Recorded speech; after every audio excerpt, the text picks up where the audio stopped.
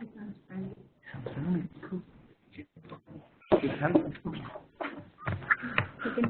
can introduce you to him. Oh, no, because I don't. Okay, and I have muted the lines.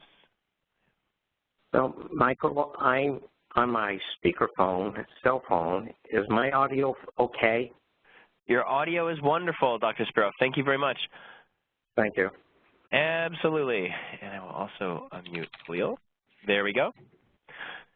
Great. So I'm Michael Hager. I'm the Manager of Technical Assistance and Dissemination at the National Quality Center, and I'm very pleased to welcome you all to our May 5th end+disparities Learning Exchange office hours.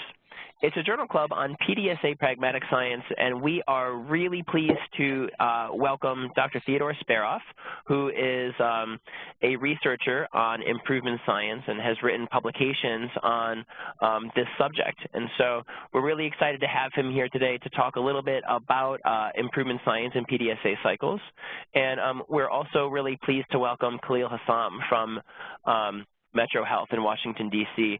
And Khalil's going to be working through a PDSA cycle that they've had recently at MetroHealth with Dr. Speroff as a way to help us understand how to apply some of the learning from Dr. Speroff's presentation into our actual work in the Ryan-White field. And then we'll open it up for general questions and interaction at the end, so all of you have a chance to think about how Dr. Speroff's presentation can add value and efficiency to your work in your PDSA cycles. So at this time, I'm really pleased to introduce Dr. Theodore Speroff, who has been a researcher in improvement science for a number of years. He has recently retired from Vanderbilt University, but is an expert in the field, and we are just very excited to have him here today to share with us. So Dr. Speroff, take it away. Thank you very much. I am delighted to be part of this teleconference, and I greet all of you warmly.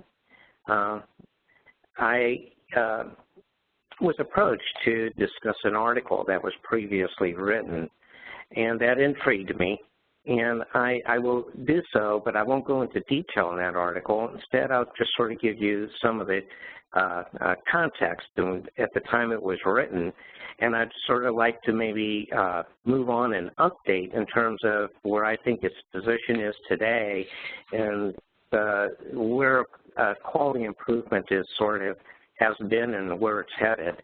So if you will, can we go to the first slide? So the outline of my presentation is to go back in time with one of the founders of quality improvement, Deming, and really sort of review the framework that Deming gave us for CQI and the PDSA cycle.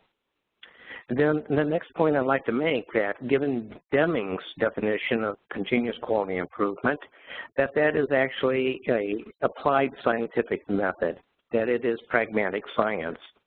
And what that did was that notion generated and motivated the Journal Club article of 2004, which had to do with quality improvement time series design for doing PDSA and the evaluation of quality improvement studies. I'd briefly like to then go into the healthcare industry, where the randomized controlled trial is held as the gold standard, and where quality improvement studies are fall into play as a result of RCT. That will lead me to what I consider as the physics of quality improvement and how that relates to the Social-Ecological Model. And with that background, then return to the Deming model and sort of update it in terms of what we know today in today's language, give an example of that, and which will then lead to the conclusions and implementations for quality improvement. So the next slide, please. So Deming in 1982 published a book called Out of the Crisis. In that book, in detail, he really gave us the view where quality improvement is a system of profound knowledge. If you read that book, you will see that there are really two main dimensions from Deming's approach to quality improvement. One dimension, which is on the left, is continuous quality improvement, which gives us a lot of the methods and tactics for doing quality improvement. In that, you will then see the Deming cycle, which today we call the PDSA cycle, and his discussion of knowledge of variation, which had to do with statistical process control. And what we typically look at in terms of variation is common cause and special cause variation. Deming's book then provides us with several chapters in which he called the psychology of change.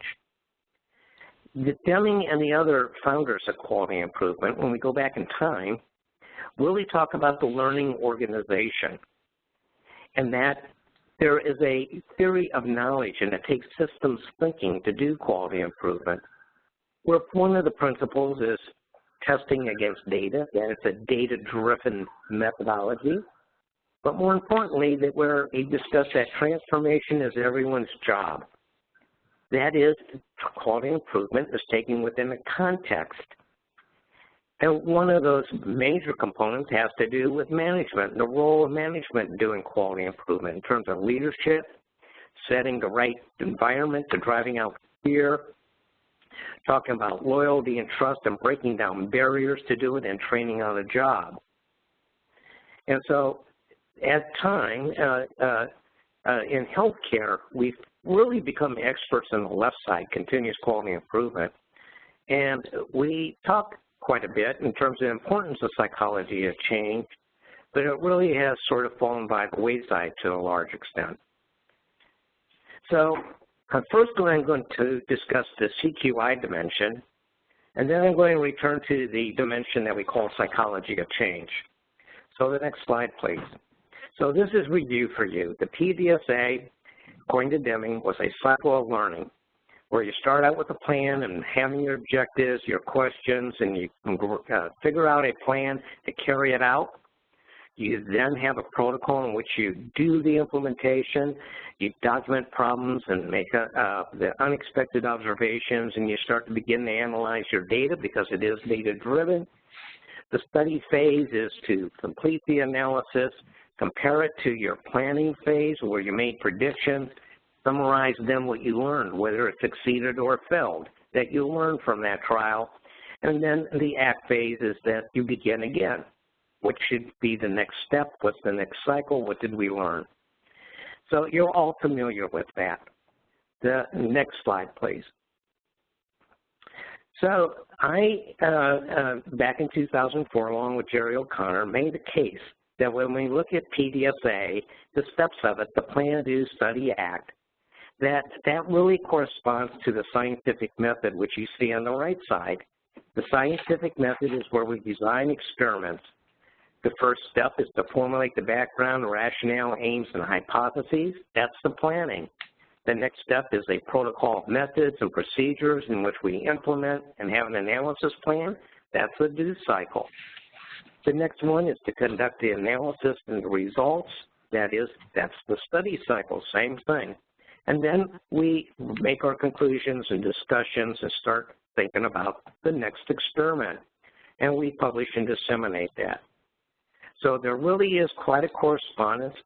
The main distinction is that PDSA is sort of like done in real time, where science research is more fixed in time and goes about it more slowly. But in essence, the PDSA project is a systematic application of the scientific method. Okay, next slide. The other aspect then that Deming gave us is that we sort of start at the lower left with our hunches, theories, and ideas, and we start doing these PDSA cycles, and each one we learn from it until we reach the upper level where our overall aim is profound knowledge. That is, learning how the system works so that changes can result in improvement in better operations and policies. So it's repeated use of that cycle for effective change. Well, that was applied very successfully in industry and business in in business for a long time, and they really did quite adapt as statistical process control charts and the whole works. And it began to be introduced in the healthcare industry in the 1980s and 90s. Next slide, please. So that is sort of the state or the context at the time that we did our article in 2004. And Jerry O'Connor and I thought that if one approaches the PDSA as pragmatic science, then scientific methodology could be applied or should be applied to the rigor of quality improvement projects to learn with confidence as we do the cycles of change. That was the motivation between the article Study Designs for PDSA Quality Improvement Research. And in that article, we go through a number of different designs. We'll sort of leave it to you at that to review that, and certainly you can reach out to me at any time for further detailed questions you might have on that article. Next slide. The important thing is at the time we wrote that article, in healthcare, the projects that were being done had really very limited use of statistical process control, and were being published and presented as before-after studies. And as a result of that, because of the prevalence of the before-after study, Jerry and I wanted to promote quasi-experimental time series designs for more effective PDSA projects. And what we did, there was a seminal work that was done by Campbell and Stanley many years back called Experimental and Quasi-Experimental Designs for Research. And Chapter 3 discusses the before-after design. It's a very simple evaluation design, but it has flaws. So next slide. If you were to go to that book, you'll see that you read about the architecture of the before-after study design. The key feature of that is that there's only 2 points in time. There's only 2 data points in the before-after study. You'll see in the diagram, one of the data points is before the intervention. The other data point is the after intervention or post-measurement period. And you just compare those 2 data points and see if there's change. So you can detect very readily if change occurs if the before point is the same or different from the after point. The problem really has to do with the interpretation of that change. And the Campbell and Stanley give both a bunch of methodological reasons as to what can lead to change, that it was not your quality improvement intervention, but other features that can take place, as well as secular trends and competing factors or other explanations. So yes, in the before-after study, you can see that change occurs, but the results are ambiguous. You really cannot say with confidence that the intervention or the change idea was effective. That led to a lot of false interpretations, which leads to tampering instead of real quality improvement. So that we wanted to address the weakness of the before-after study. The next slide.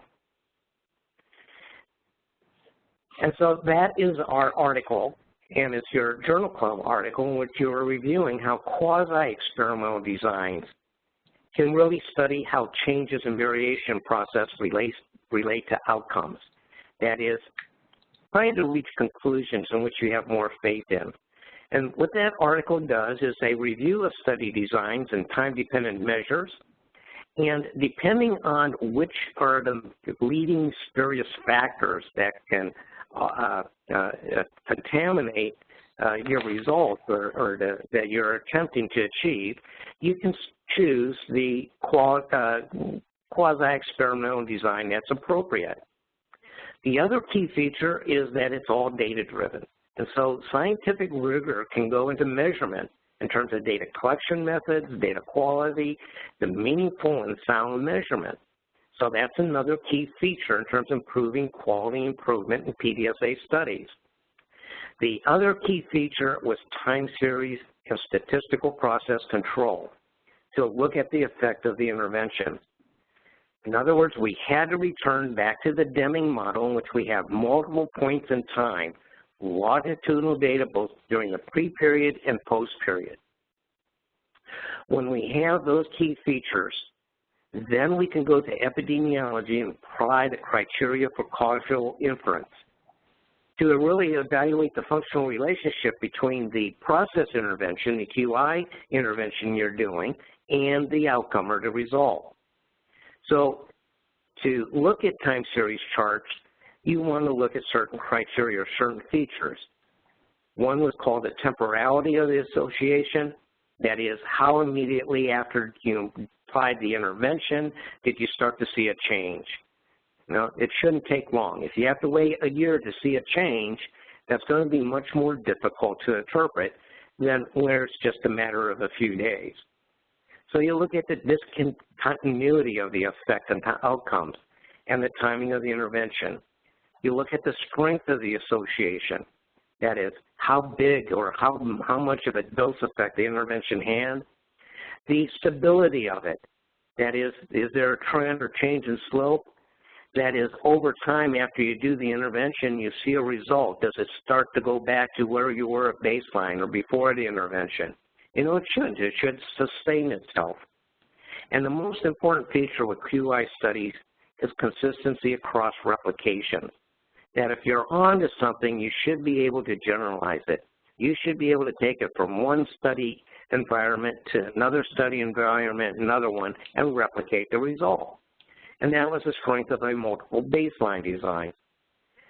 So we advocated for all these features in that article to really strengthen the before-after results that were being published so that everybody could have more faith and learn from quality improvement projects.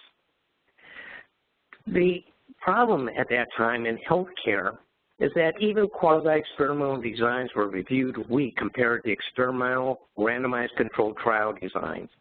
That is, quality improvement over the last 10, 20 years has really sort of been hammered pretty hard in terms of standard of evidence problem. Next slide, please. In healthcare, we have a paradigm called the standard of evidence. And this is what it looks like, with uncontrolled studies toward the bottom of that pyramid and the RCT, or randomized controlled trials, at the top. And the whole idea was in terms of having internal validity, and the RCT as a gold standard has really sort of led the way in terms of science in healthcare. Well, let's take a look at what the implication of the RCT is in terms of design of that type of study. So the next slide. This is a picture that sort of depicts what you do when you do an RCT study. The RCT in a trial, the R stands for randomization. And randomization is to do the implementation in what we call the experimental intervention group. That's where you would do your PDSA. And then you have a control group or the placebo, where either it's a historical control, that is before you did the intervention, or a concurrent control. And then look at the outcomes and see if there's a difference in outcome. The whole idea of an RCT is to be able to isolate that causal effect. And therefore, it's a controlled environment. That's why it's called a controlled trial. That's what's depicted by that solid line. So in the real world, you have an environment where things are taking place. What an RCT does is create an artificial environment. It walls itself off from the real world so it can balance out all these other things that are considered confounding or nuisance variables to isolate that experimental effect. Okay, the next slide, please.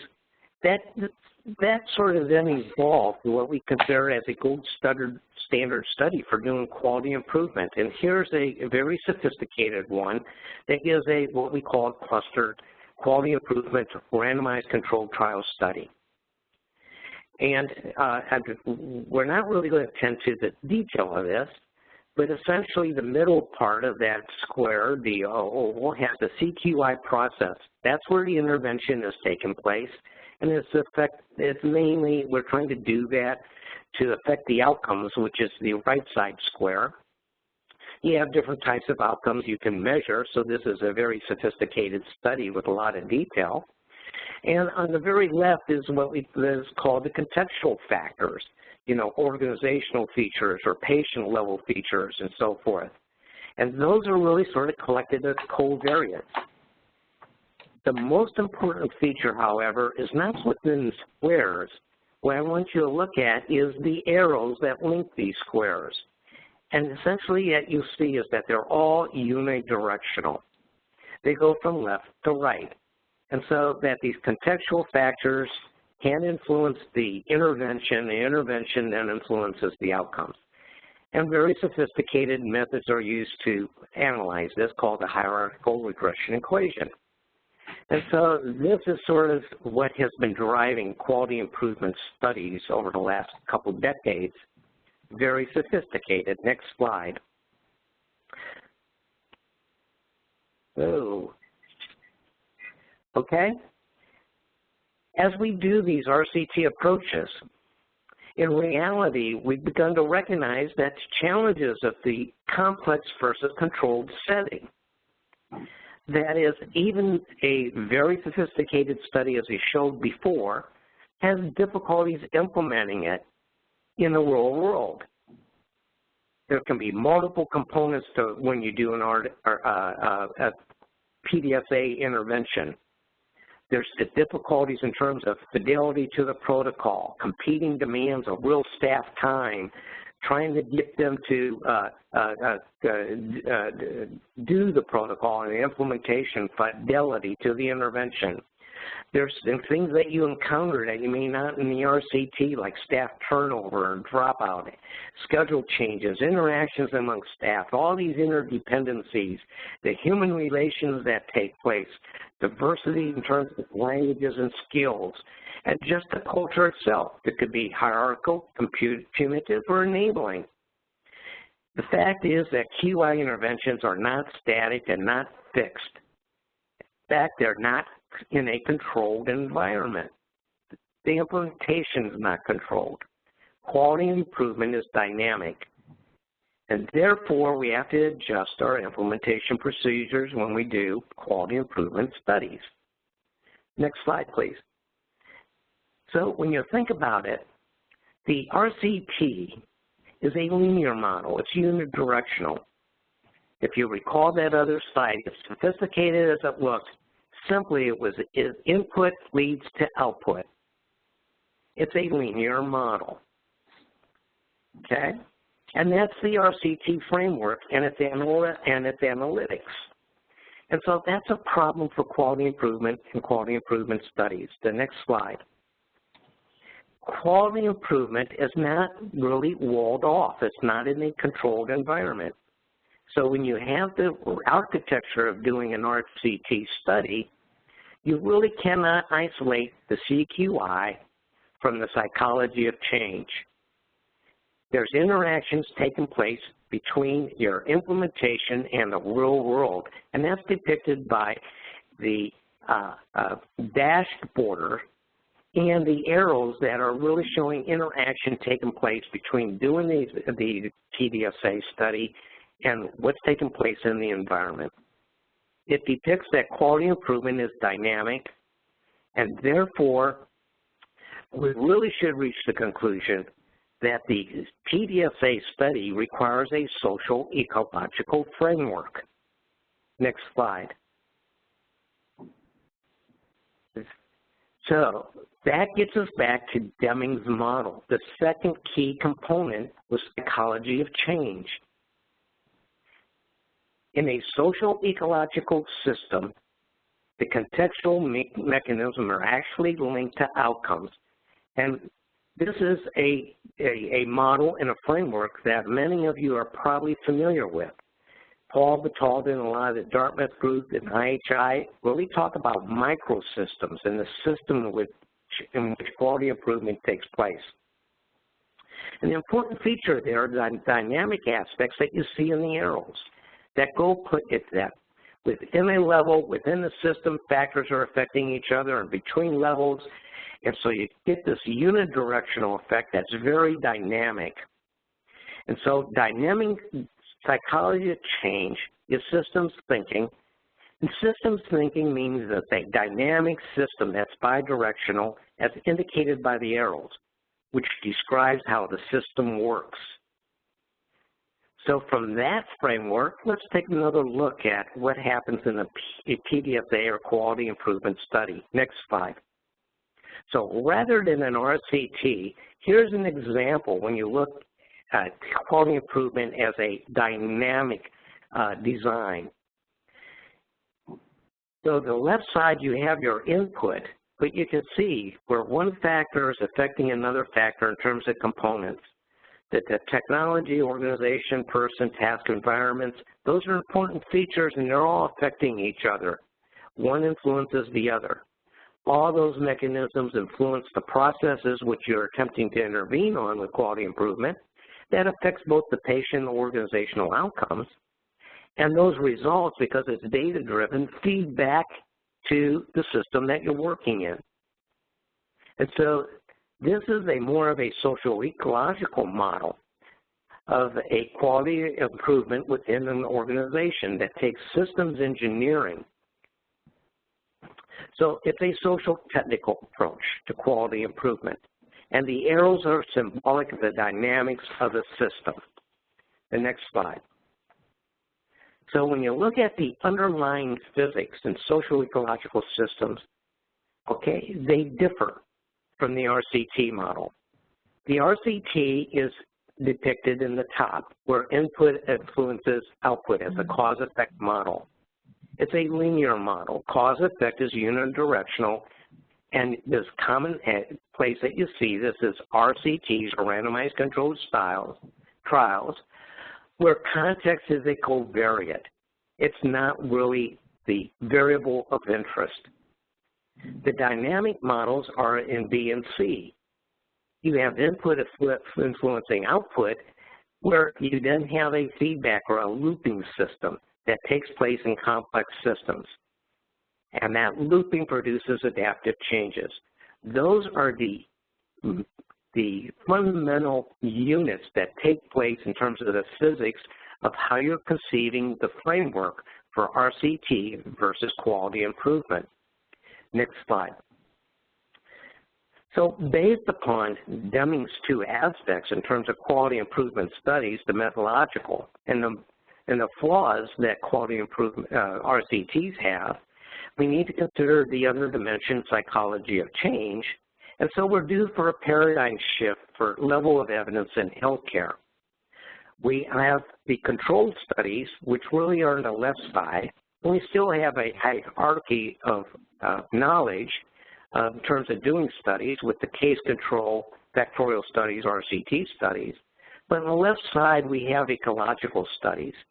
It's a different type of study, different type of environment. And so the argument now is that quasi-experimental studies and time series take place in ecological studies where we need to work within that dynamic. And we very sophisticated evaluation systems would draw the pictures with these dynamics and really have some very sophisticated mathematical dynamic models and simulations that describe the ecological study.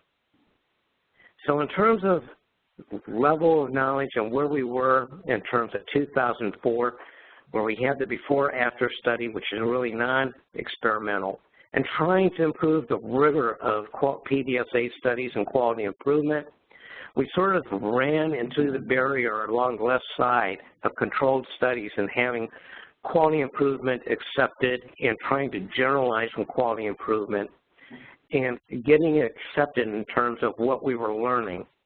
We now realize that one of the main barriers along that pathway for the last couple of decades has been the fact that we are in the wrong framework that with quality, instead of doing controlled studies and trying to learn about quality improvement of features as a controlled study, we should be looking at ecological studies and ecological environments.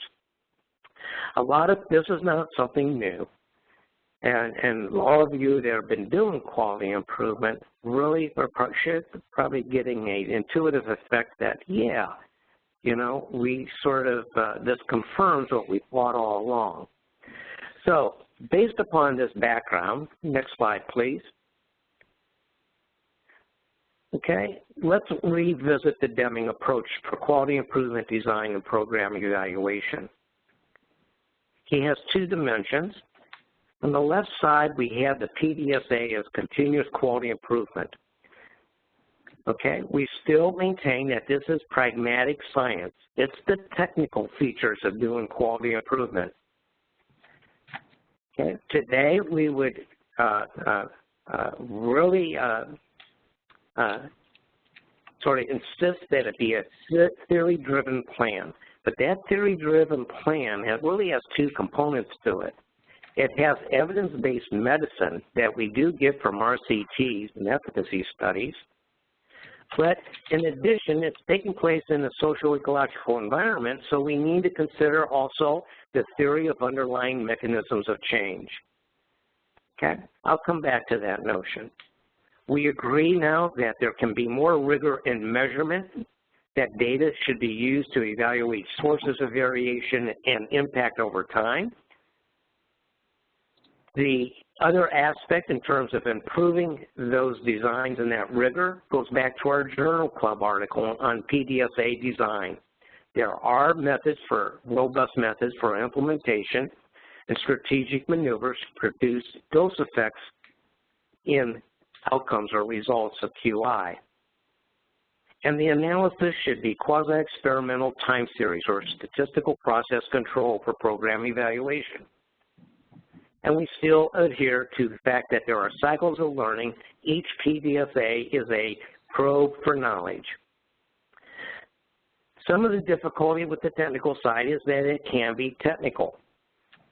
Okay, quite often there are tools and techniques and skills that we have really become expert in over the last 20 years in healthcare.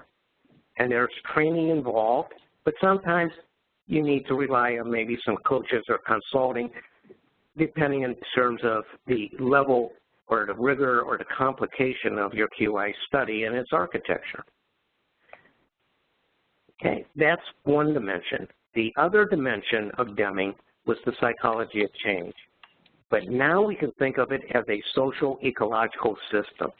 That's the adaptive dimension, where systems thinking is really the important feature here, that implementation of QI is embedded in the real world. Therefore, there's the question of goodness of fit. When we design on the left side a PDSA intervention, we really need to address how does the PDSA integrate with the real world? Because the physics of PDSA in a socio-ecological system are dependent upon closed-loop feedback effects. The dynamic real world has mechanisms that define the functional relationship and contributing factors for doing quality improvement. You have to understand the organization and those contributing features. That gets at the interplay of culture and context, and the fact that one of the aims that Deming and the other people really ascribed to was knowledge of the organizational system, leadership, attitudes, management, teamwork, responsibility, motivation. So social sciences, psychology of change, and dynamic systems engineering is really important to look at adaptive changes over time, and that's why the right side, the adaptive system, needs to be incorporated in terms of theory-driven plan of the PDSA. So that's a new sort of update of the Deming approach. They really go in tandem. And PDSA works only if the quality intervention aligns with the social-ecological organization. And quite often, the missing ingredient is the systematic coordinated programs for orchestrating the PDSA methods. We have really paid a lot of attention to doing PDSA, quasi-experimental design, and all those techniques and skills on the left side. And to a large extent, okay, we recognize the importance of the socio-ecological system, but have not really placed the same rigor and thinking and intervention on the right side when we're doing quality improvement. So let me give you an example where we did apply this. Next slide, please. So here's an example of using real-time process measures to reduce catheter-related bloodstream infections in the ICU. So the ICU is the microsystem.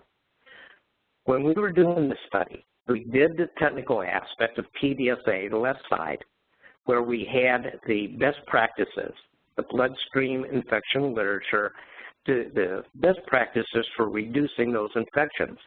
And we incorporated that as our quality improvement in terms of process measures, following the guidelines and the fidelity to those guidelines. And then the outcome measure being the standardized CDC definition of what is a bloodstream infection. And we analyzed it using time series statistical process control charts. But in doing this, we really had to pay attention in terms of implementation at PDSA, or the adaptive social-ecological ecological environment. In order to do this type of quality improvement, we had to locate the leverage points in the microsystem in the ICU, its unmet needs. And we soon recognize, as well as you do when you do quality improvement, that resources and logistics are needed. That it's not that simple. There's an interplay of supplies, pharmacy, infection control, managers, nurses, providers. It can be very complex in a very short period of time. One thing that we grabbed onto was learning from the literature in terms of quality improvement. We knew that in the airline industry and crew resource management, that in order to establish new habits and routine, they made use of a checklist. The pilot would go through a checklist of procedures and check with the co-pilot and all the rest of the crew before taking off. And so what we did on the left side was incorporate our checklist as a means of really adapting the changes into the environment of the ICU. And so there's a great deal of organizational management taking place, where we had to address the circumstances, burden of competing commitments, resistance to change, the priorities of the ICU. There already have established habits and routines, beliefs, motivation, confidence, and all that. The fact is that when you do the left side, quality improvement generates this equilibrium in the existing system. That is the implementation, the microsystem. When you do quality improvement on the left side, you're modifying the practice behaviors and routines on the right side.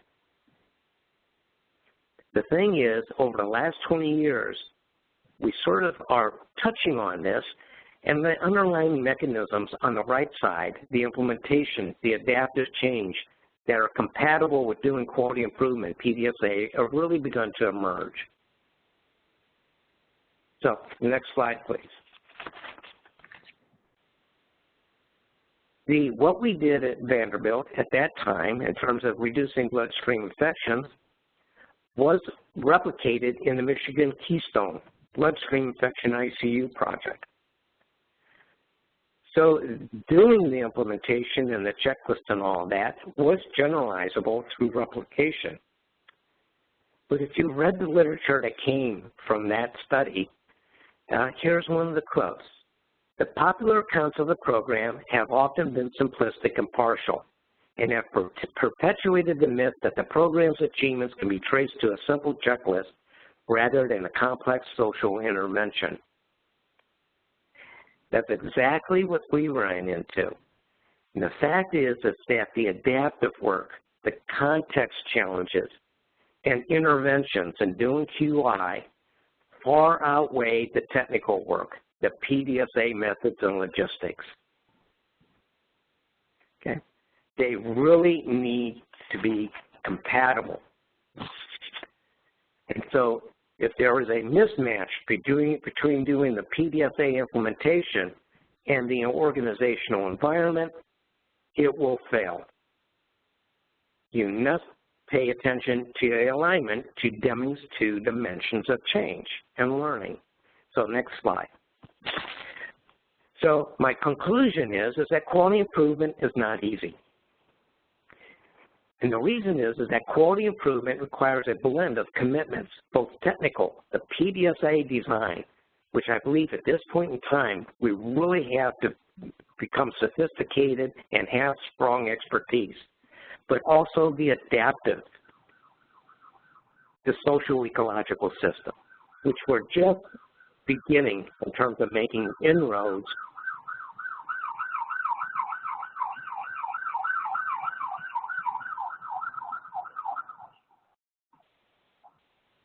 So that's the alarm, that we have to really blend the commitments between PDSA design and social-ecological system. PDSA design and system dynamic engineering are really connected and have to be aligned. And so next slide. This picture captures the secret to successful quality improvement. The technical component, the PDSA pragmatic science and methods, was reviewed back in 2004 in our Journal Club article on the design of PDSA studies, and the social-ecological system or dynamic engineering component. The technical component of Deming and the adaptive component of Deming's model. You need to connect the two and make alignment for doing the design of quality improvement projects. We become expert on the left. Quite often, we don't do enough or pay attention to enough to the interventions that need to take place on the right side. And those are where we need to be, start developing our publications and sharing of knowledge in terms of how we connect and align these two components so that we have good fit. So at that point, I think I'll stop because we did want to provide plenty of time for some discussion. Great. Thank you so much for this presentation, Dr. Speroff. I really appreciate you taking the time to share all this with us. And when I first had read your article and discussed the 2004 article and then spoke with you, it really rung true for me in terms of work that I'd done in Washington D.C. at Whitman Walker back when I was the director of quality there, and also just in talking with folks from around the country who are trying to do quality improvements. And that feeling that, okay, I've been trained, I've know this technical side of things, but how do I get this to actually happen, in the field? And why is it that, something that's simply described somewhere that seems to be, our silver bullet just doesn't work at my own site? So I really appreciate this model and this way of thinking about it because it helps us to understand where some of those gaps are. And yeah, I think that that's really helpful. So I'd like now to turn it over to Khalil Hassam. He is the quality director for MetroHealth in Washington, D.C. I think that one of the best ways to help us really fully digest a journal club, and something that is technical like this is to think about how it affects our own work. So, Khalil, if you don't mind sharing a little bit about your recent PDSA process and what that's been like, and maybe you and Dr. Speroff can have kind of like a back and forth to apply this learning to your own site. It'd be a pleasure. Hello, everyone from Washington, D.C. Michael, thank you for the warm welcome. Mm-hmm. So as Michael mentioned, I work at MetroHealth, which is a multidisciplinary community health center in Washington, D.C. I've been here for 8 years, and we've had a strong and established quality improvement program. We've had quality management plans that are evaluated every couple of years, and we've been doing PDSAs for a number of years.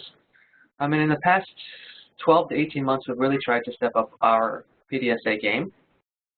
It's now mandated for the majority of staff to run at least 2 PDSAs per year. We brought in Justin Britannic from the Department of Health to come in and coach us on how to do rapid PDSA cycles, how to look at making effective changes in a very small world within a week or 2 weeks or however long that cycle needed to be. As a practical matter, from the management perspective, you try and give your team all these tools, and sometimes what comes back isn't the academic, picture-perfect description that Dr. Speroff has shared with us. So a PDSA that we recently ran in our counseling, testing, and referral department out in the field, I think will be a good window into our world and how things can go left and right, and hopefully Dr. Speroff can give us some good advice. So it started once upon a time with rapid HIV testing in the field, and they were doing their thing. The client comes in, signing a consent form, they're running the whole test, they get the results, and then they leave. And then they said, well, how can we expand the services within the same number of hours when they're out in the field? So they started doing what they call fast link.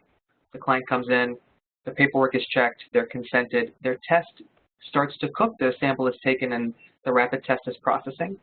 And then they send the client out to wait, and they'll bring in the next client. And then within 20 to 45 minutes after that client's test has begun, it'll be available to read, and they'll bring that client back in. And so it's a constant merry-go-round of accepting clients. And they've been running PDSAs on all of this. And then recently, they've had hepatitis C rapid tests that have become affordable and ready for the field, and they've recently brought that in. And the pre-experimentation phase was one tester doing the consent, doing the HIV test, and then with the rapid cycle, with the rapid with the rapid hepatitis test, there's a whole OSHA compliance that needs to take place. You have to set up a sterile field, it's a finger stick, you need to explain to the client, make sure they're comfortable, you have to then do the cleanup, and it takes a lot longer. And so they said, what if we decided to cut our effort in half? There's two testers out in the field at any given time. So one tester is taking care of the HIV test and the consent, and then they pass that consumer off to the second tester. And that tester is then taking care of the hepatitis C test. They're in their downtime, once they've sent that client back out into the field to wait, they're then taking care of all the cleanup, working on the gift card, working on the administrative piece until the second client is ready, seen HIV, gets passed off to the hepatitis C tester, does the test, completes the administrative piece, does the cleanup, sends them back out, and that was then the new merry-go-round that they tried. Instead of doing everything with one tester, they decided to do it with two. And so the pre and post results were 2.5-hour sessions at 2 different sites. This was the pre-data that was collected. And in a total of 5 hours at these 2 sites, the same sites, they saw an average of 3.2 consumers per hour with the 2 testers. And moving to the new model, they saw in 3 sessions, which was combined over 2 sites. So 2 sites being the same exact site as the original, the baseline, and they added 1 more in here. They found an average of 4.2 consumers per hour with the team, so from 3.2 to 4.2. Now, if you take out that addition of a novel site, one that they hadn't tested at before because it's a confounding factor, they found that their results went down to 3.4. So from 3.2 to 3.4 is the pre to post. And there's quite a few challenges with testing in the field, but I think that's enough for now, and I want to hand it off to Dr. Speroff to be able to discuss the successes and the challenges that we had with that testing model, changing from both tests with one tester to one test with one tester and one test with another tester. Dr. Speroff? Well, thank you. Rather than passing it back to me, I'm going to pass it right back to you, because obviously you now introduced another individual with a new role. And I'm sort of wondering, in terms of when we look at that systems engineering, that there's a change in culture and behavior now taking place in the clinic. And so I would ask you, what preparation, or how did you bring about in terms of introducing another person into the clinic, their training, and how you got management or administration to accept the, the budget and time requirements for introducing this new practice? Gotcha. So these 2 testers had been well established, and they were both already testing in the field. One was a manager and one was the employee. And And they were both in the pre and the post, to clarify. So in the pre, there were the two testers running their own workflow, each doing a consumer. So there was sort of two columns of testing. One tester doing a patient hepatitis C, hepatitis, HIV, and the other tester doing HIV and hepatitis. And then the post was they were just swapping clients back and forth. So they were both established out in the field and comfortable and had been trained.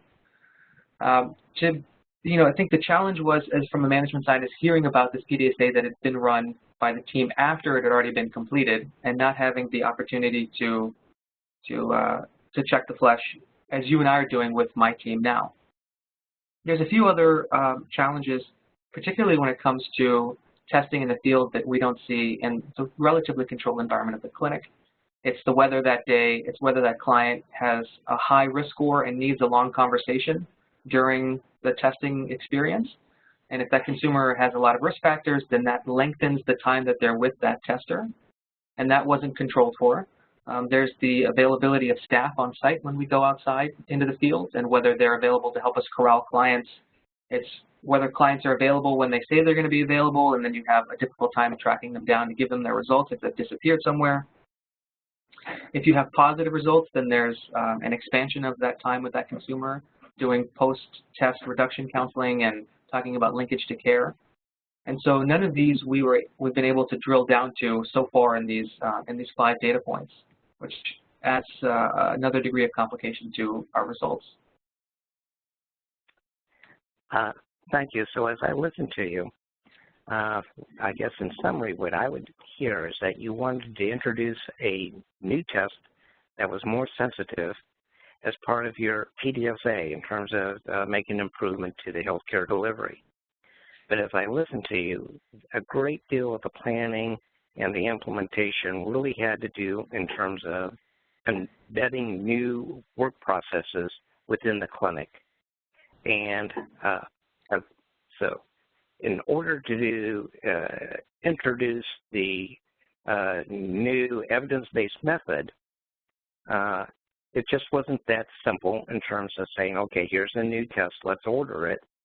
That really the implementation side of the new test really had to connect in terms of your processes of care and how you then redesigned and aligned it so that it would fit together in terms of the new test and being able to be more efficient than in terms of better knowledge for the clinician than to do follow-up care for the patient.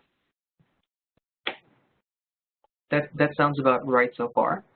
Yeah. And so the feedback that I've given to our team members here for this PDSA is, instead of looking at a follow-up PDSA and looking at more data points, what I've asked them to do is to redefine the way that they're measuring volume. So instead of looking at a 2.5-hour testing window with either workflow, start measuring how long it takes to do one individual consumer, because there's a lot of variability based on the number of clients that are available, the location of the clients, whether they're readily available in that testing space just outside of the confidential area or not, the weather. There's a lot of factors that play into consumer availability, which is the biggest thing. And so instead of looking at a total number of tests completed in a 2.5-hour window, to instead look at how long does it take to do one combined test of the hepatitis and HIV with each workflow, and then to start measuring that as data points. Instead of the whole actual day of clinic, let's start looking at individual consumers and seeing how long they take, and measuring things like whether or not the client was testing positive.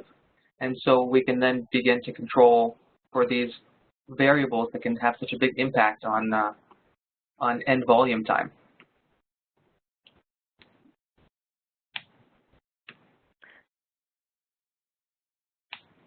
So I know that more people are online. I was wondering if Michael wanted to open up the discussion to the audience.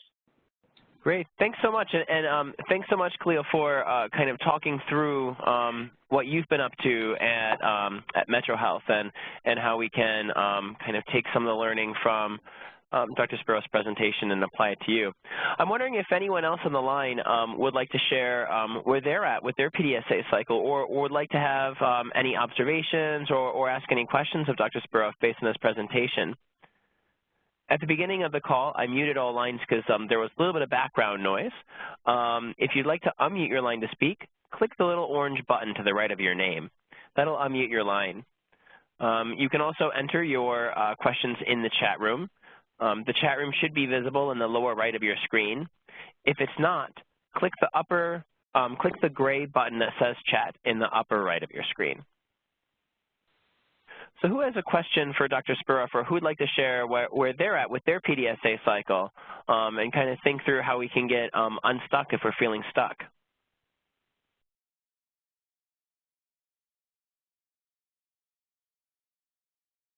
I see we have a number of our NQC coaches on the line too, and also some of our federal partners. Definitely any of you also feel free to unmute your line and ask a question on behalf of a recipient that you've been working with, or to kind of share your own observations or to ask a question of Dr. Speroff. I see that Dan Sensic has raised his hand. Go ahead, Dan. Yeah, hi everyone. I am a NQC coach working with HIV clinics in 4 states. A fascinating presentation, and as you say, Dr. Speroff, it has the ring of truth.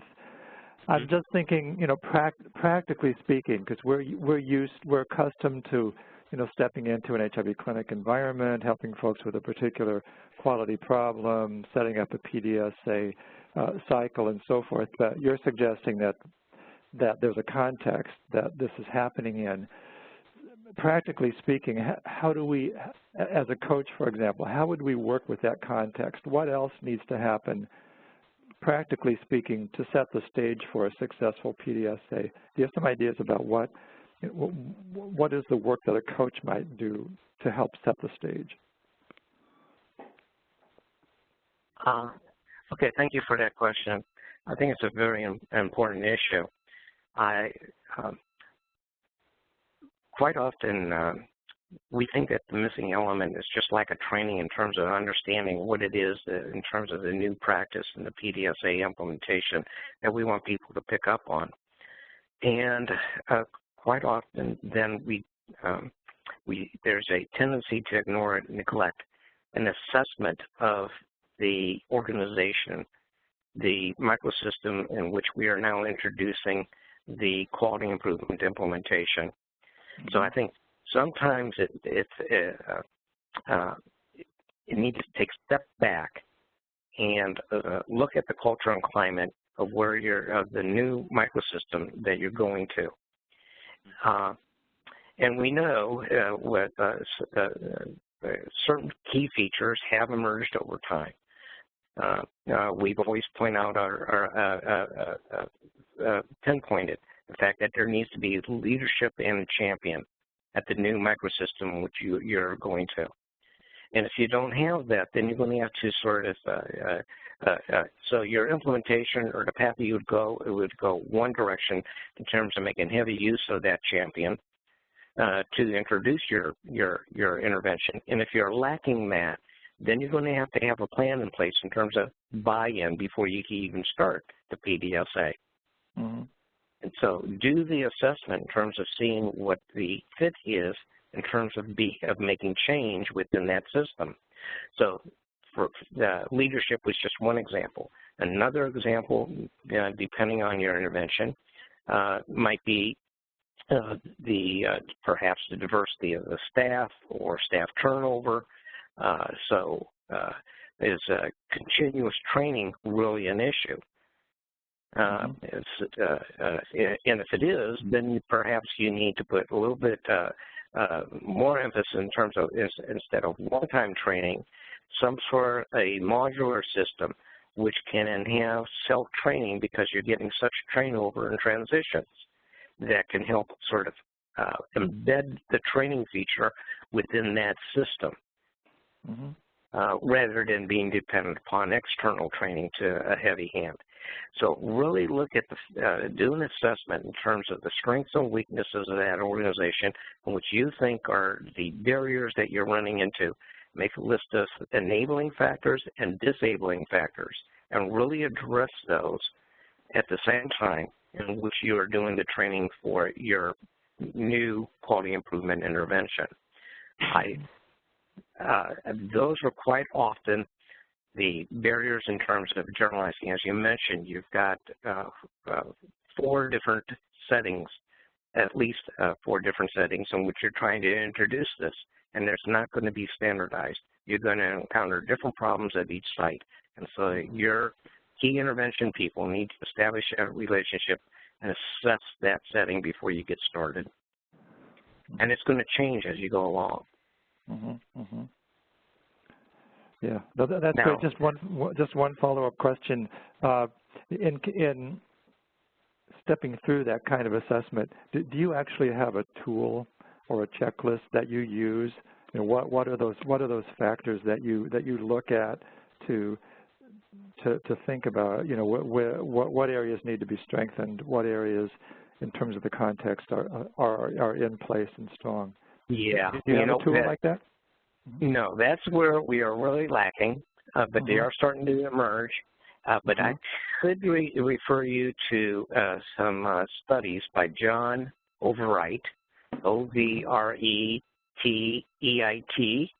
who's done a review of publications of quality improvement and sort of has done an assessment of some of the factors that led to success of quality improvement and why some of the other sites then did not have success. And you'll start to see some of the organizational factors that seem to align with doing quality improvement. You could develop a checklist from some of those review articles. Okay, great. Thank you. We'll take a look at them. I appreciate that. Great. Well, thank you so much, everyone, for participating in today's call. It's now 2:01, and I want to be respectful of your time and Dr. Speroff's time. The recording for this call, the slides for this call, in addition to some of the links to the abstracts for John Overwright's articles, will be included in an email that you'll receive by the end of the day today.